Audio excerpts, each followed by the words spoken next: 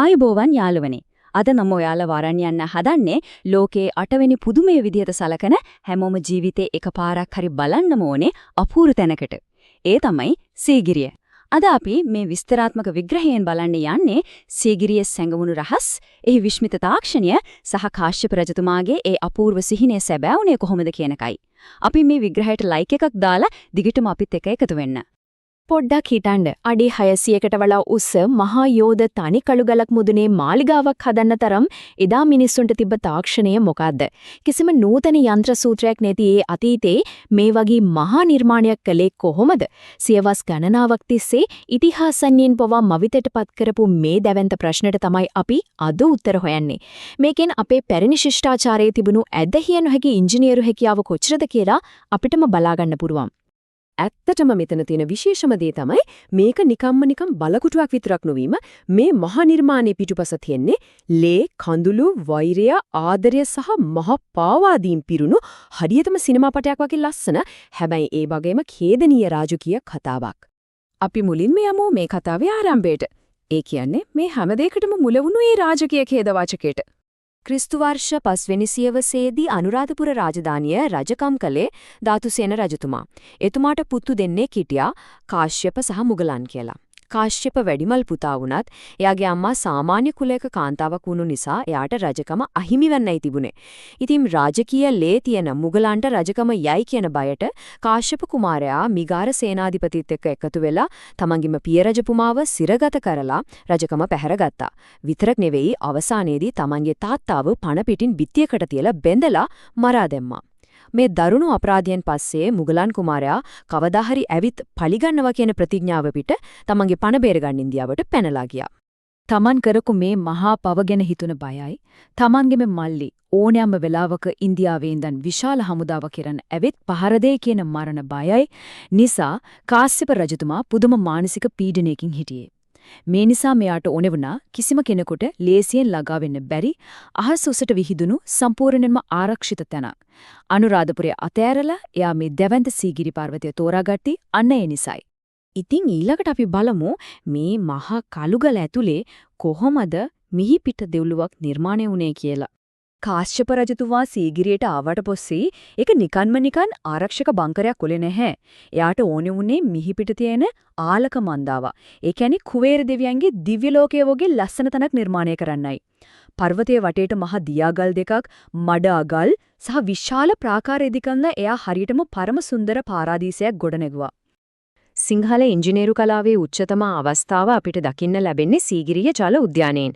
හිතලා බලන්න වැස්ස වෙලාවට පර්වතයේ මුදුනට වැටෙන වතුර පොළොව යටින් හදලා තියෙන මැටි නල මාර්ග ඔස්සේ ගලාගෙන ඇවිත් පහළ තියෙන පොකුණු වලින් උල්පත් විදිහට හෙලට විදිනවා. අදටත් ඒ කියන්නේ අවුරුදු 1500කට පස්සෙත් වැස්ස දවසට මේ ජලමල් කිසිම මෝටර එකක් නැතුව ස්වාභාවික පීඩණයෙන් විතරක් වැඩ කරනවා කියවුවහම ඔයාලට හිතා ගන්න පුළුවන් දේ තාක්ෂණයේ තියෙන දියුණුව. අපි ඊළඟට පර්වතයේ ටිකක් ඉහළට ගිහින් බලමු මේ රජතුමා ඉතුරු කරලා ගියපෝ ඒ අපූර්ව කලාත්මක දේවල් මොනවද කියලා.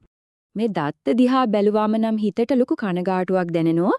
අතීතයේදී මේ පර්වත බිත්තිය පුරාම චිත්‍ර 500කට වඩා තිබුණා කියලා කියනවා. හැබැයි අද වෙද්දී ඉතිරි වෙලා තියෙන්නේ චිත්‍ර 28ක් වගේ සුළු ප්‍රමාණයක් විතරයි. ඒත් ඉතුරු වෙලා තියෙන ඒ නිර්මාණ දකිද්දිත් අපව මෝහණයටපත් වෙනවා.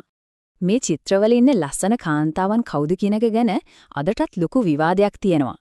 සමහරු කියනවා මේ ඉන්නේ රජතුමාගේ අන්තහපුරේ බිසෝවරු කියලා. තවත් සමහරු කියනවා මේ ඉන්නේ අහසේ ඉන්න අප්සරාවන් කියලා.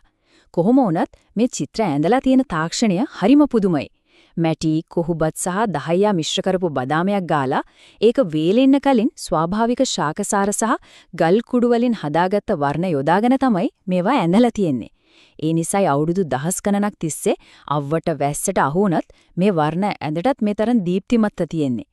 චිත්‍ර බලලා තව ටිකක් ඉස්සරහට යද්දී අපිට හම් වෙනවා කැඩපතක් වගේ දිලිසෙන සුදු පැහැති බිත්තියක්. මේ තමයි ලෝක ප්‍රසිද්ධ කැටපත් පවුර, හුණු, කිරිමැටි සහ බිත්තර සුදු මදය පාවිච්චි කරලා කොච්චර සිනිදුවට මේ කොප්ප දාලා තිබුණද කියනවා නම් රජතුමාට මේකෙන් තමන්ගේ මුහුණ පවා බලා ගන්න පුළුවන් වුණා කියලයි ජනප්‍රවාදයේ කියන්නේ. මේ කැටපත් පවුරේ ලියලා තියෙන කුරුටු ගීත දැක්කාම අපිට හිනත් යනව නේද? සියවස් ගණනාවකට කලින් සීගිරිය බලන්න ආපු සාමාන්‍ය මිනිස්සු Tamanට හිතුණු දේවල් මේ විදිහට සරලව ලියලා තියෙනවා. මේ කවි හරිම විනෝදාත්මකයි වගේම පුරාණ සිංහල භාෂාව සහ සාහිත්‍යය කොහොමද හැදුනේ කියලා ඉගෙන ගන්න තියෙන වටිනාම සාක්ෂියක් තමයි මේ කුරුටු ගී කියන්නේ. ඊළඟට අපි එන්නේ සීගිරියේ ප්‍රධානතම ඇතුල්වීම් දොරටුවට. මේක නිර්මාණය කරලා තියෙන්නේ සතුරන්ව බය ගන්වන්න සහ රජතුමාගේ බලය පෙන්වන්නමයි. දැන් පොඩ්ඩක් ඉතින් මවා ගන්නකෝ යෝධ සිංහයෙක් මේ මහා පර්වතේ බදාගෙන වාඩි වෙලා ඉන්න දර්ශනයක්. ඉස්සර මේ පර්වත මුදුනට යන්න පඩිපෙළ හදලා තිබුණේ මේ මහා සිංහයාගේ කට ඇතුලෙන් ගමන් කරන විදිහටයි. අද වෙද්දී සිංහයාගේ හිස කොටස විනාශ වෙලා ගිහින් තිබුණත් ඉතිරි වෙලා තියෙන මේ දැවැන්ත නියපොතු සහිත පාද දෙක දකිද්දීම අපිට හිතා ගන්න පුරුවන් එදා මේක කොච්චරනම් තේජවන්තව තියෙන්නේ නැද්ද කියලා. මේක කාශ්‍යප රජතුමාගේ මානසික යුදෝපායන් වල විශිෂ්ටතම අවස්ථාවක්. අන්තිමේදී පඩිපෙළවල් නැගලා පර්වත මුදුනට කියාම දැනෙන ඒ සිසිල් සුළඟත් එක්ක පේන දර්ශනය ගැන නම් වචනෙන් කියන්න බෑ. අක්කර 3කට වඩා විහිදුණු මාලිගා සංකීර්ණයක් මේ මුදුනේ තිබිලා තියෙනවා. කිසිම ස්වාභාවික ජලමූලාශ්‍රයක් නැති මේ කළුගල මුදුනේ තනිගල හාරලා හදපු දැවන්ත පොකුණක් දැකීමම කොච්චර පුදුමයක්ද. උස්සස් වැසි ජලාපවහන පද්ධතියකින් වැඩ කරන මේ දේවල් දකිද්දී එදා මේ සුඛෝපභෝගී මාලිගාවේ තිබුණු තාක්ෂණය අපිට අදාහ ගන්නත් අමාරුයි. හැබැයි යාළුවනේ මේ අවුරුදු 18ක ස්වර්ණමය යුගයත් අන්තිමේදී හරිම ඛේදනීය විදියට ඉවර වෙනවා. ඔන්න ඉතිහාසයේ තීරණාත්මකම මොහොත උදා වුණා. මුගලන් කුමාරයා මහා හමුදාවක් අරන් ඉන්දියාවේ ඉඳන් එනවා. කාශ්‍යප බයගුල්ලෙක් වගේ හැංගිලා හිටියේ නෑ. එයා සටන් කරන්න බලකොටුවෙන් පහළට ආවා. හැබැයි යුද්ධය යන අතරමඟදී එයාගේ යුද ඇතා ඉස්සරහ තිබුණු මඩ වගුරක් දැකලා ඒක මග හරින්න එකපාරටම ආපසට හැරුණා. රජතුමා බයට පැනලා යනවා කියලා හිතපු එයාගේම හමුදාව ඔහුව තනි කරලා පලා ගියා. සතුරන් අතින් මැරෙන්න අකමැති වුණු අභිමානවත් කාශ්‍යප රජතුමා අන්තිමට Tamanගෙම කඩුවෙන් Tamanගෙම ගැලසින්දගෙන දිවිනාසා ගත්තා. ලෝකේ ආරක්ෂිතම බලකොටුව හැදුවත් මේ වගේ පොඩි වැරදි වැටහීමකින් ඒ හැමදේම ඉවර වෙලා ගිය හැටි බලන්නකෝ. ඉතින් රජතුමාගේ මරණයෙන් පස්සේ මුගලන් කුමාරයා ආපහු අනුරාධපුරය අගනුවර කරගත්තා. අහසින් බැසගත්තු මේ ලස්සන නගරය බෞද්ධ භික්ෂූන් වහන්සේලාට පූජා කළා. කාලයත් එක්ක ඝන කැලෑවෙන් වැහිලා ගිය මේ අපූර්ව භූමිය 19 වෙනි සියවසේදී බ්‍රිතාන්‍යයන් විසින් නැවත හොයාගන්න කම්ම කාටත් අමතක වෙලා තිබුණා. හැබැයි අද වෙද්දී මේක මුළු ලෝකෙම අවධානය දිනාගත්තු යුනෙස්කෝ ලෝක උරුමයක්. ඉතින් අපේ මේ විස්තරාත්මක විග්‍රහය අවසන් කරන්න කලින් මම ඔයාලා හැමෝගෙම මේ දේ ගැන පොඩ්ඩක් හිතලා බලන්න කියලා ඉල්ලනවා.